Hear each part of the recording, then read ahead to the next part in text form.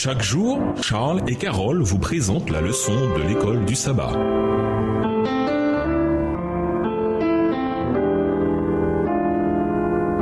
Bienvenue dans votre émission. Dieu nous parle. Nous voilà à la leçon 12, les habitudes de l'intendant. Étude de la semaine, Éphésiens 5, les versets 15 à 17, Colossiens 3, le verset 23, Luc 12, les versets 35 à 48, Jacques 4, verset 14, Acte 3, verset 21, 1 Corinthiens 9, les versets 24 à 27. Verset à mémoriser. Comment un jeune homme rendra-t-il pur son sentier? En observant ta parole. Je te cherche de tout mon cœur. Ne me laisse pas m'égarer loin de tes commandements. Je serre dans mon cœur ce que tu as dit pour ne pas pécher contre toi. Psaume 119, les versets 9 à 11. Nos habitudes révèlent le but et la direction de notre vie. Les intendants qui développent de bonnes habitudes sont les plus fidèles. Daniel avait l'habitude de prier quotidiennement. Daniel 6, verset 10. Paul avait coutume d'aller à la synagogue. Acte 17, versets 1 et 2. Il écrit également « Les mauvaises compagnies corrompent les bonnes habitudes ». 1 Corinthiens 15, verset 33. Traduction littérale de la New King James Bible. Nous devons cultiver les bonnes habitudes pour remplacer les mauvaises. Nous serons individuellement pour le temps et l'éternité ce que nos habitudes nous ont fait.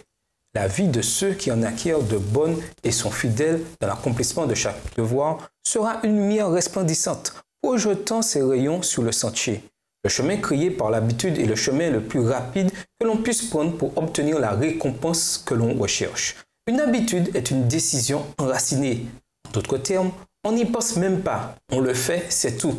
Cette habitude peut être très bonne ou très mauvaise, suivant le cas. Cette semaine, nous étudierons quelles sont les habitudes de poids qui aident l'intendant à gérer les affaires de Dieu.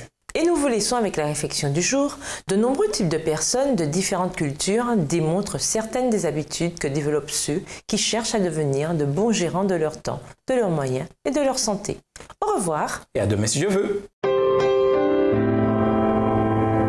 Dieu nous parle. Chaque jour, Charles et Carole vous présentent la leçon de l'école du sabbat.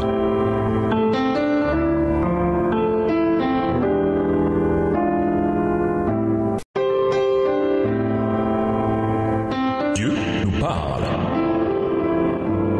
Chaque jour, Charles et Carole vous présentent la leçon de l'école du sabbat.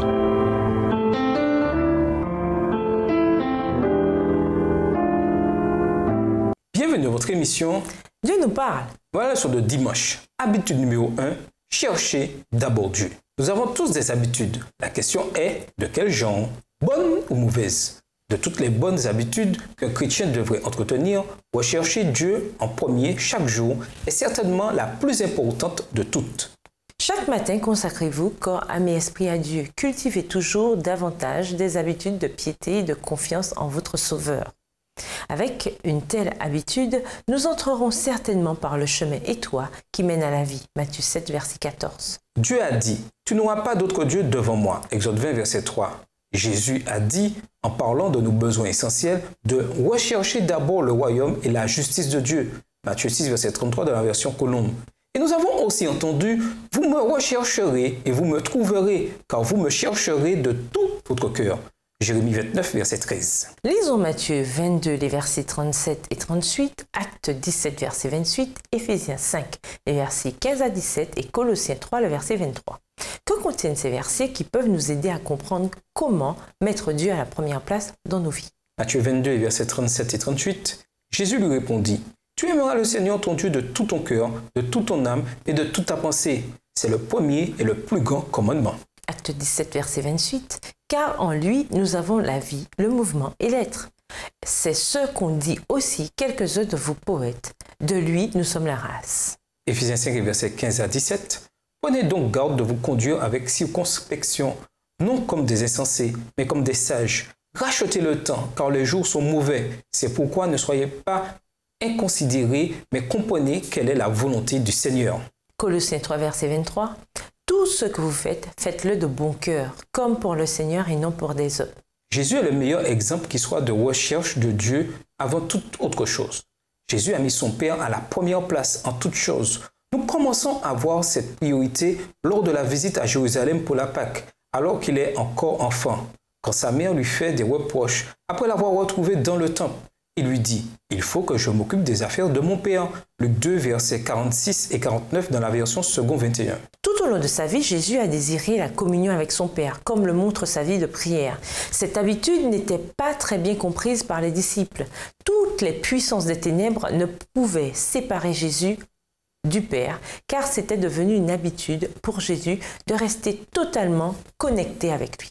Nous pouvons suivre l'exemple de Jésus en prenant la décision d'aimer Dieu de tout notre cœur, de tout notre esprit et de toute notre âme. Acte 22, verset 37. En priant, en étudiant la parole de Dieu et en cherchant à imiter le caractère de Jésus dans tout ce que nous faisons, nous pourrons prendre l'habitude de mettre Dieu à la première place dans notre vie. Et pour un chrétien, quelle meilleure habitude que celle-là? Posez-vous la question, ai-je vraiment mis Dieu à la première place dans ma vie? Comment le savez-vous? Et nous vous laissons à cette question de réflexion. Quelles sont certaines des habitudes de bons gérants? Au revoir. Et à demain si Dieu veut. Dieu nous parle. Chaque jour, Charles et Carole vous présentent la leçon de l'école du sabbat.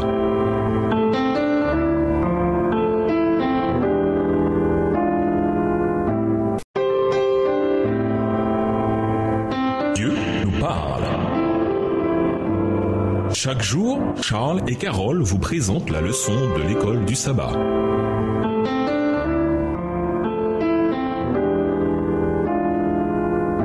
Bienvenue dans votre émission. Dieu nous parle. Nous voilà à la leçon de lundi. Habitude numéro 2. Attendre le retour de Jésus. Lisons Luc 12 et versets 35 à 48. Que nous enseigne cette parabole sur la manière dont nous devons considérer le retour de Jésus? Pourquoi tout ce que nous faisons doit-il toujours se faire dans le cadre de la réalité du retour de Christ? Luc 12 et versets 35 à 48. Que vos reins soient sains et vos lampes allumées. Et vous, soyez semblables à des hommes qui attendent que leur maître revienne des noces, afin de lui ouvrir dès qu'il arrivera et frappera. Heureux ces serviteurs que le maître à son arrivée trouvera veillant. Je vous le dis en vérité, il se scindra, les fera mettre à table et s'approchera pour les servir. Qu'il arrive à la deuxième ou à la troisième veille, heureux ses serviteurs s'il les trouve veillants. Sachez-le bien, si le maître de la maison savait à quelle heure le voleur doit venir, il veillerait et ne laisserait pas percer sa maison. Vous aussi, tenez-vous prêts, car le Fils de l'homme viendra à l'heure où vous n'y penserez pas. Pierre lui dit, Seigneur, est-ce à nous ou à tous que tu adresses cette parabole? Verset 42. Et le Seigneur dit, quel est donc l'économe fidèle et prudent que le maître établira sur ses gens pour leur donner la nourriture au temps convenable? Heureux ce serviteur que son maître, à son arrivée, trouvera faisant ainsi. Je vous le dis en vérité, il l'établira sur tous ses biens.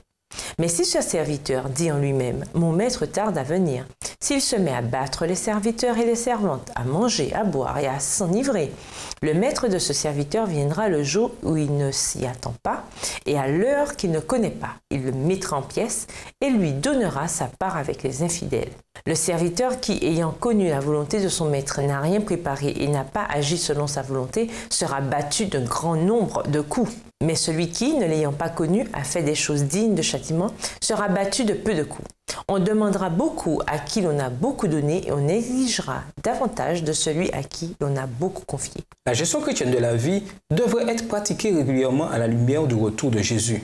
Le caractère des intendants infidèles qui agissent comme s'ils étaient fidèles sera finalement révélé par leurs actes. Car les intendants véritablement fidèles assument leurs responsabilités en veillant et en travaillant exactement de la même manière que si leur maître était présent. Ils vivent pour l'avenir et travaillent fidèlement jour après jour. Quant à nous, notre citoyenneté est dans les deux. De là, nous attendons comme sauveur le Seigneur Jésus-Christ. Philippiens 3, verset 20. Abraham regardait vers une cité éternelle, Hébreux 11, verset 10, et Paul attendait le retour de Jésus, Hébreux 10, verset 25. Ils étaient tous deux des visionnaires qui anticipaient, planifiaient et se préparaient à tout instant à rencontrer Jésus. Il nous faut aussi cultiver cette habitude de voir au loin, avoir un regard fixé sur le point culminant de l'Évangile. Tite 2, verset 13. Au lieu de jeter un coup d'œil de temps en temps à la prophétie, il nous faut regarder, veiller et agir constamment, toujours conscients de l'éternité qui nous attend quand Christ reviendra. En même temps, nous devons éviter les folles spéculations fantaisistes sur la fin des temps. La promesse du retour de Jésus donne une direction à notre vie, une perspective juste du présent et nous rappelle de ne pas oublier ce qui est important dans la vie. L'habitude qui consiste à attendre le retour de Jésus définit l'intendant et lui donne sa raison d'être. La croix nous a ouvert la voie pour un rendez-vous avec le Rédempteur. Nous cherchons les panneaux indicateurs dans la Bible indiquant la venue de Christ dans la gloire du Père et des anges. Marc 8, verset 38. Aussi nous regardons non pas à ce qui se voit, car ce qui se voit est éphémère, mais ce qui ne se voit pas est éternel. 2 Corinthiens 4, verset 18. La mort et sa réalité omniprésente devraient toujours nous rappeler combien notre temps ici-bas est éphémère et limité. Mais la promesse du retour de Jésus nous montre aussi que la mort elle-même est temporaire et éphémère. Il n'est donc pas surprenant que nous devions vivre dans la lumière de la promesse du retour de Jésus. Une promesse qui devrait impacter la manière dont vit l'intendant chrétien.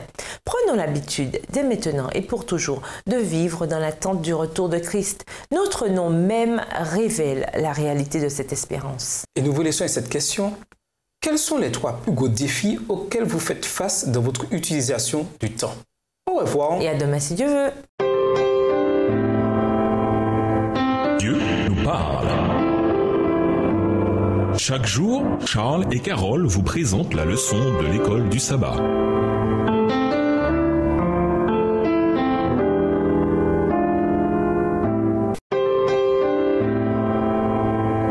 Dieu nous parle. Chaque jour, Charles et Carole vous présentent la leçon de l'école du sabbat.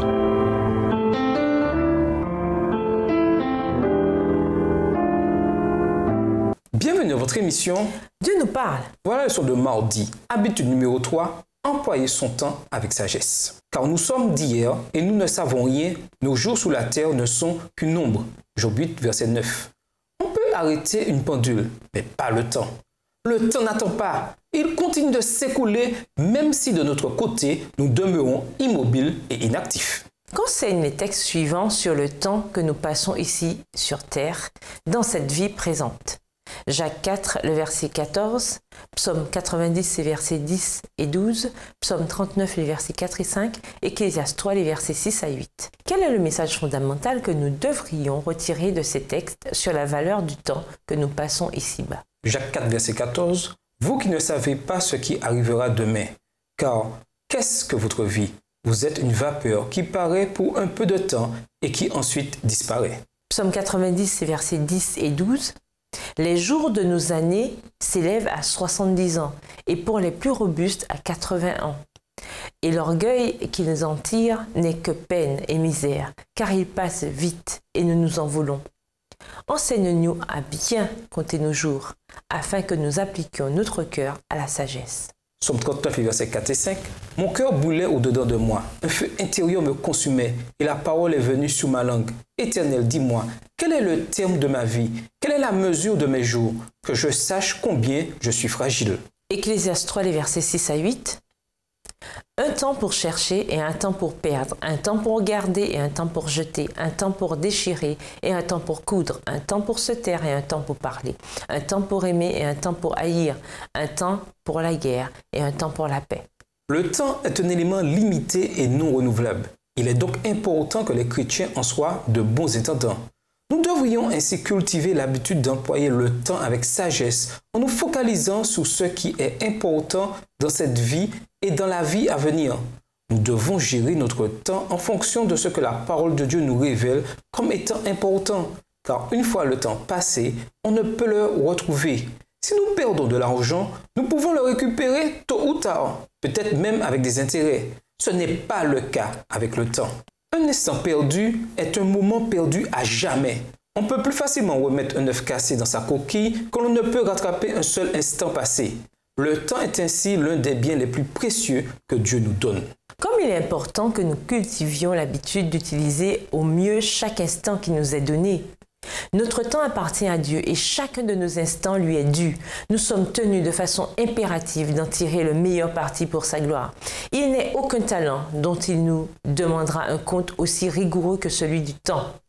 La valeur du temps est incalculable. Le Christ considérait chaque moment comme précieux, nous donnant en cela un exemple. La vie est trop brève pour être gaspillée et il nous reste bien peu de temps pour nous préparer en vue de l'éternité. Nous n'avons pas un instant à perdre, pas un instant à consacrer à des plaisirs égoïstes et aux jouissances du péché. Veillez donc avec soin à la façon dont vous vous comportez, que ce ne soit pas comme des fous, mais comme des sages. Rachetez le temps, car les jours sont mauvais. Éphésiens 5, versets 15 et 16. Que nous dit Paul ici? Et comment appliquer ces paroles à notre situation actuelle? Et nous vous laissons avec la question du jour. De quelle façon montrez-vous que vous trouvez plus important d'honorer les relations plutôt que la valeur monétaire? Au revoir. Et à demain si Dieu veut. Dieu nous parle. Chaque jour, Charles et Carole vous présentent la leçon de l'école du sabbat.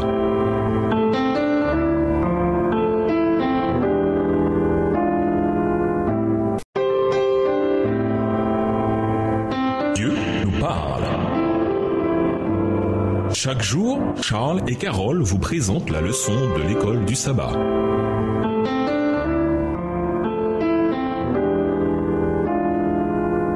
Bienvenue dans votre émission. Dieu nous parle. Nous voilà à la leçon de mercredi. Habitude numéro 4. Conserver son esprit, son corps et son âme en bonne santé. À l'origine, nous avons été créés parfaits, mentalement, physiquement et spirituellement. Bien sûr, le péché a tout balayé. La bonne nouvelle de l'Évangile, entre autres choses, c'est que Dieu est en train de restaurer ce que nous étions censés être à l'origine. Lisons Acte 3, verset 21 et Apocalypse 21, verset 1 à 5. Quelle espérance trouve-t-on dans ces textes? Comment devons-nous vivre en attendant cette restauration finale? Acte 3, verset 21. Que le ciel doit recevoir jusqu'au temps du rétablissement de toutes choses dont Dieu a parlé anciennement par la bouche de ses saints prophètes. Apocalypse 21, les versets 1 à 5. Puis je vis un nouveau ciel et une nouvelle terre, car le premier ciel et la première terre avaient disparu, et la mer n'était plus. Et je vis descendre du ciel d'auprès de Dieu la ville sainte, la nouvelle Jérusalem, préparée comme une épouse qui s'est parée pour son époux. Et j'entendis du trône une forte voix qui disait: Voici le tabernacle de Dieu avec les hommes, il habitera avec eux, et ils seront son peuple, et Dieu lui-même sera avec eux. Il essuiera toute larme de leurs yeux, et la mort ne sera plus, et il n'y aura plus ni deuil, ni cri, ni douleur, car les premières choses ont disparu. Et celui qui était assis sur le trône dit: Voici, je fais toutes choses nouvelles. Et il dit: Écris, car ces paroles sont certaines et véritables. Christ a œuvré sans relâche ici-bas pour élever l'humanité spirituellement, mentalement et physiquement, en attendant la restauration finale à la fin des temps. Le ministère de guérison accompli par Jésus prouve que Dieu veut que nous soyons en aussi bonne santé que possible dès à présent, en attendant que la fin arrive. Ainsi, les intendants entretiennent des habitudes pour leur esprit, leur corps et leur âme, habitudes qui favorisent un mode de vie sain. En premier lieu, l'esprit devient plus fort à mesure que l'on s'en sert. Prenez l'habitude d'occuper vos pensées avec tout ce qui est vrai, tout ce qui est digne, tout ce qui est juste, tout ce qui est pur et tout ce qui est aimable. Philippiens 4, le verset 8. De telles pensées procurent la paix. Ésaïe 26, verset 3. Et un cœur calme est la vie du corps. Proverbe 14, verset 30. Des habitudes mentales saines permettent à la tour de contrôle d'opérer dans les meilleures conditions. Deuxièmement, de bonnes habitudes de santé, comme l'exercice physique et un régime adéquat, indiquent que nous prenons soin de nous. L'exercice, par exemple, réduit le stress et la pression artérielle, améliore notre humeur, et c'est un remède anti-âge probablement plus efficace que tous les produits que l'on trouve sur le marché. Troisièmement, un intendant développe de bonnes habitudes pour vivifier l'âme. Élevez votre âme vers Dieu, Psaume 86, versets 4 et 5, et attendez, Psaume 62, verset 5. Votre âme prospérera alors que vous marchez dans la vérité. 3 Jean 3 dans la version Colombe. Et elle sera gardée irréprochable pour l'avènement de notre Seigneur Jésus-Christ. 1 Thessaloniciens 5, verset 23. Réfléchissez aux habitudes que vous avez et à leur impact sur votre santé spirituelle, physique et mentale. Y a-t-il des changements que vous devez faire pour améliorer un ou plusieurs de ces domaines? Quels choix pouvez-vous faire et de quelles promesses bibliques pouvez-vous vous réclamer pour améliorer votre qualité de vie dès à présent, en attendant votre restauration finale? Et nous vous laissons à cette réflexion. Élaborez un plan d'action pour développer un style de vie de gestion chrétienne. De quoi votre plan se compose-t-il? Qu'avez-vous oublié? Partagez vos idées avec les autres. Joignez-vous à des copains et travaillez en équipe pour exécuter vos plans. Commencez dès aujourd'hui. Au revoir. Et à demain si Dieu veut. nous parle. Chaque jour, Charles et Carole vous présentent la leçon de l'école du sabbat.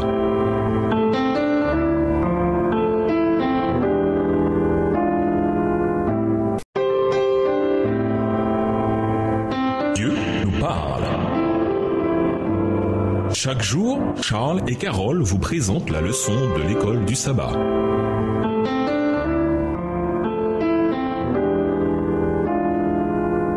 Bienvenue dans votre émission Dieu nous parle. Voilà la leçon de jeudi. Habitude numéro 5.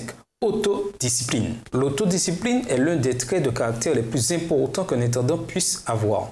En effet, ce n'est pas un esprit de lâcheté que Dieu nous a donné, mais un esprit de force, d'amour et de pondération. 2 Timothée 1, verset 7. En grec, le mot pour discipline, sophonismos, n'apparaît que dans ce verset du Nouveau Testament. Il comprend la capacité de faire ce qui doit être fait, avec un jugement équilibré et sûr, sans dévier des principes de Dieu. L'autodiscipline peut nous aider à discerner le bien du mal, Hébreux 5, verset 14, à comprendre des situations tout en supportant calmement et humblement les pressions et les distractions, quelle que soit l'issue. Daniel a poursuivi ce qui était juste, malgré les lions, contrairement à Samson qui a vécu une vie de plaisir et n'a fait preuve ni de retenue, ni de jugement sûr. Joseph a poursuivi le bien de la maison de Potiphar, contrairement à Salomon qui a adoré d'autres dieux. 1 Roi 11, versets 4 et 5. Lisons 1 Corinthiens 9, les versets 24 à 27. Que dit Paul ici sur l'autodiscipline? Selon lui, quel est, en fin de compte, l'enjeu de toute cette question de l'autodiscipline? 1 Corinthiens 9, les versets 24 à 27. Ne savez-vous pas que ceux qui courent dans le stade courent tous, mais qu'un seul remporte le prix? Courez de manière à le remporter. Tous ceux qui combattent s'imposent toute espèce d'abstinence et le font pour obtenir une couronne corruptible. Mais nous, faisons-le pour une couronne incorruptible. Moi donc, je cours non pas comme à l'aventure, je frappe non pas comme battant l'air, mais je traite durement mon corps et je le tiens assujetti de peur d'être moi-même rejeté après avoir prêché aux autres. Le monde s'abandonne à la recherche de soi-même. Les erreurs et les fables abondent. Satan multiplie ses pièges pour détruire les âmes. Tous ceux qui désirent achever leur sanctification dans la crainte de Dieu doivent apprendre des leçons de tempérance et de maîtrise de soi-même. Les appétits et les passions doivent être assujettis aux plus nobles facultés de l'esprit. L'autodiscipline est indispensable pour obtenir une force mentale et un discernement spirituel permettant de comprendre et de mettre en pratique les vérités sacrées de la parole de Dieu. L'autodiscipline s'améliore grâce à une pratique quotidienne. Dieu nous a appelés à être saints dans toute notre conduite, 1 Pierre 1, verset 15, et à nous exercer à la piété, 1 Timothée 4, verset 8. Les intendants doivent pratiquer et s'exercer à l'autodiscipline, à l'instar des athlètes ou des musiciens les plus talentueux. Nous devons, par la puissance de Dieu et nos propres efforts diligents, nous discipliner dans les choses qui comptent vraiment. Comment apprendre à nous soumettre à la puissance de Dieu qui seul peut nous donner l'autodiscipline dont nous avons besoin pour vivre en fidèle intendant dans un monde déchu et corrompu? Et nous vous laissons à cette question. Si Dieu devenait le gérant de votre vie aujourd'hui, quels changements radicaux pourrait-il y apporter? Au revoir. Et à demain si Dieu veut. Dieu nous parle. Chaque jour, Charles et Carole vous présentent la leçon de l'école du sabbat.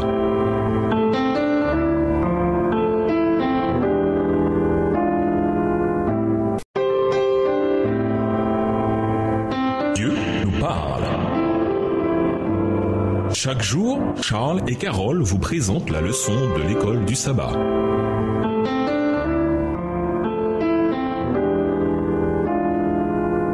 Bienvenue dans votre émission. Dieu nous parle. Nous voilà à la leçon de vendredi. Pour aller plus loin, Enoch et Noé avaient pris l'habitude de marcher avec Dieu à une époque où peu de gens restaient fidèles au milieu des excès, du matérialisme et de la violence. Genèse 5, les versets 24 et Genèse 6, verset 9. Ils comprenaient et acceptaient la grâce de Dieu et étaient ainsi de bons intendants des biens et des tâches qui leur avaient été confiés. Au fil des siècles, des gens ont marché avec Dieu, tout comme Enoch et Noé. Par exemple, Daniel et ses amis savaient que pour représenter la véritable religion au sein du paganisme, ils devaient posséder une intelligence lucide et perfectionner leur caractère. C'est Dieu lui-même qui était leur instructeur. Ainsi, constamment en prière, consciencieusement, à l'étude et sans cesse en contact étroit avec l'invisible, ils marchaient avec Dieu comme Enoch. Marcher avec Dieu définit ce que fait l'intendant, c'est-à-dire vivre avec Dieu jour après jour sur terre. Un intendant plein de sagesse prendra l'habitude de marcher avec Dieu dans ce monde plein de corruption, car seule cette connexion avec Dieu peut nous empêcher de tomber dans les maux ambiants. Être fidèle intendant, c'est mener toute sa vie d'une certaine manière. Et cela commence par le fait d'être en accord avec Dieu. Amos 3, verset 3. Nous devons marcher en Christ, Colossiens 2, verset 6, marcher en nouveauté de vie, Romains 6, verset 4, marcher en sagesse, Colossiens 4, verset 5, marcher en vérité, Psaume 86, verset 11, marcher dans la lumière, 1 Jean 1, le verset 7, marcher dans l'intégrité, Proverbe 19, verset 1, marcher dans sa loi, Exode 16, verset 4, marcher dans les bonnes œuvres, Éphésiens 2, verset 10, et marcher dans le droit chemin, Proverbe 4, verset 26. À méditer, définissez l'humilité et expliquez son rôle dans la vie d'un intendant. Matthieu 11, verset 29, Éphésiens 4, verset 2, Philippiens 2, verset 3, Jacques 4, verset 10. Pourquoi l'humilité est-elle importante dans notre marche avec Dieu? Michée 6, verset 8. En classe, parlez des moyens qui nous permettent d'aider ceux d'entre nous qui sont pris au piège d'habitudes néfastes, voire autodestructrices. Que peut-on faire en tant qu'église locale pour aider ces personnes? Citez d'autres bonnes habitudes que les intendants chrétiens devraient avoir. Voir par exemple Tite 2, verset 7, Psaume 119, verset 172 et Matthieu 5, verset 8. En classe, parlez du temps et de ses mystères. Pourquoi semble-t-il passer si vite? Comment comprenons-nous seulement ce qu'est le temps? Et surtout, pourquoi est-il nécessaire d'être de bons intendants durant le laps de temps relativement court dont nous disposons sur Terre? Pour conclure, la gestion chrétienne de la vie exige engagement et discipline. Sa mise en pratique est double. Il faut d'abord remplir pour pouvoir déverser. En dépit des distractions quotidiennes de la technologie et des exigences de la vie, nous sommes appelés à ralentir et à visualiser les choses selon une perspective horizontale et verticale. La vie, c'est plus que la poursuite de la réussite terrestre. Le véritable enjeu réside dans cette question. Ai-je consacré du temps à mon voisin, à mon ami et aux membres de ma famille pour qu'ils puissent jouir de l'assurance de la vie éternelle? Chose intéressante, la gestion chrétienne se focalise sur les autres et cependant, le cœur de la gestion chrétienne, c'est qu'il nous faut d'abord être remplis des bénédictions divines pour pouvoir les déverser sur les autres. Au revoir. Et à demain si Dieu veut. Dieu nous parle. Chaque jour, Charles et Carole vous présentent la leçon de l'école du sabbat.